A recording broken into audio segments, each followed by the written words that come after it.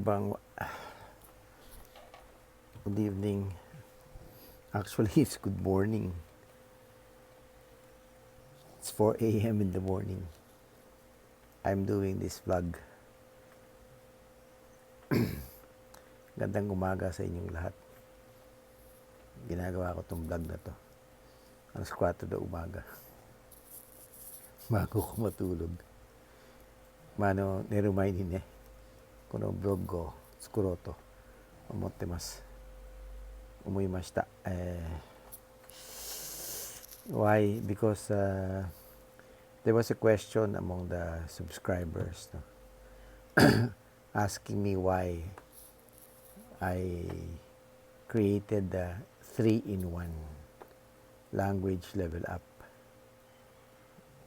No? Subscribe akara no, 質問ですけどね。なぜ3-in-1 3カ国語のブログ作ったのか聞かれました。So I was asked by a subscriber how come I named it 3-in-1 language. So I thought of explaining it now. Just a short vlog. Just to explain. Para lang ma-explain bakit 3-in-1. Ne? ちょっとした短い説明ですね。させてもらいます。Kasi ganun yun, di ba? Because, when you interpret for example, factory, no? Manufacturing company. Okay, so the site is, for example, let's say 1 week interpretation. Okay, first day is explanation of the schedule, the briefing. So on that first day, of course, the schedule is in English and Japanese, and then also the participants would be a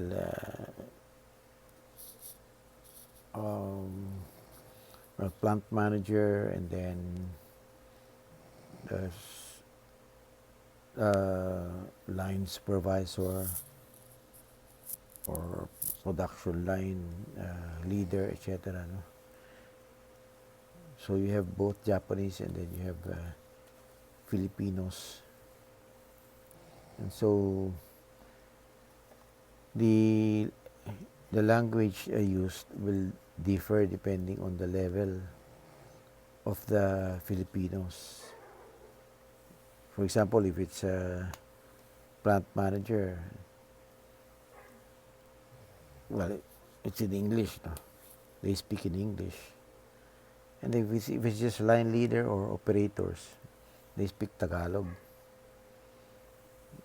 So, and of course with the Japanese, it's Japanese. So the interpreter has to understand 3 languages. That's why it's a trilingual interpretation. That's the first day. The second day, third day, fourth day, it will be mostly with the operators and the assembly line. So just the how do you call that? Assembler, etc. So it's basically in Tagalog. Tagalog and Japanese. Japanese and Tagalog. And then the final day, which is the most difficult, of course, the local executives, okay, the executive level, the high officials, no, from other, let's say, affiliate companies, they join the meeting at the conference room And there will be a presentation, PowerPoint presentation. Of course, what's expected to be used is English. And so that's where the fluency in the three languages, in that kind of interpretation is really needed, Okay, so there's some cases in which, the interpreter on the final day, they back out because of their English proficiency level, which is not enough. Then they sometimes they even panic. That's why it's a different setting here in the Philippines. Unlike in other countries, it's basically only bilingual, only two languages. Here in the Philippines, because of the socio-economic structure also of the society, depending on what kind of work you do, if it's manual or it's managerial, it either is English or Tagalog or like that. No? Unlike in Japan, it's all Japanese. Whether you're an ordinary manual laborer or let's say the president of the company, it's all in Japanese. So Japanese and English. So in the Philippines, it's different. だから今、日本に切り替えるんですけど、フィリピンでのね、その通訳はやはり3カ国語が必要になってきますね。例えば1週間、の通訳予定、の場合はですね、初日は日本語、英語、フィリピン語、その日程表は当然英語、日本語、バイリンガルとなっててですね、で説明の時にその日本人がまたはそのフィリピン人がそれをこういちいちこうその日その日にこう説明していくんですよね。で通訳は日本語から英語または日本語からフィリピン語、基本的にはそのマネージャーレベル、フィリピン人のマネージャーレベルが来てれば、英語に なりますよね。英語に話しますよね。で、そのレベルが低ければ低いほどそのタガログにこう切り替えていくんですね。例えばその作業者またはその生産ラインでこう働くその単純労働ですから人だったらフィリピン人だったらフィリピン語になってしまいますよね。英語はあまり流暢じゃないですね。上手じゃない。だからこの3カ国語が必要になってきますね。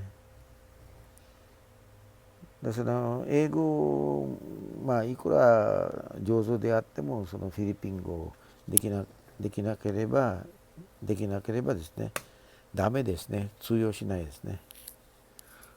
通じないから、フィリピン人のそのフィリピン語しかできない、ものですとですね。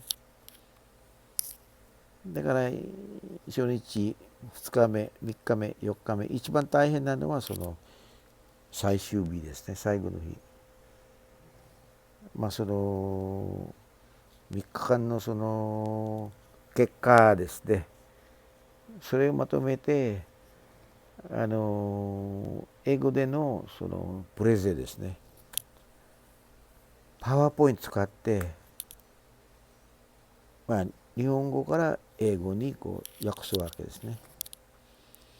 で、その通訳書は日本語いくら上手であってもですね、英語が下手でしたらですね、パニック状態になりますね。上がって、で、なんていうんですか、諦めるんですよね。だから私は通訳者、面接面談のとこから英語のレベルもですね、チェックしなければいけないですね。だからこの3 in 1、3カ国語が条件としてますよね。してるわけですね。So yun ang dahilan kung bakit 3 in 1 ang interpreters dito sa Pilipinas. Okay, so I guess that explains it. Okay, じゃあこの辺で、はい、切ります。失礼します。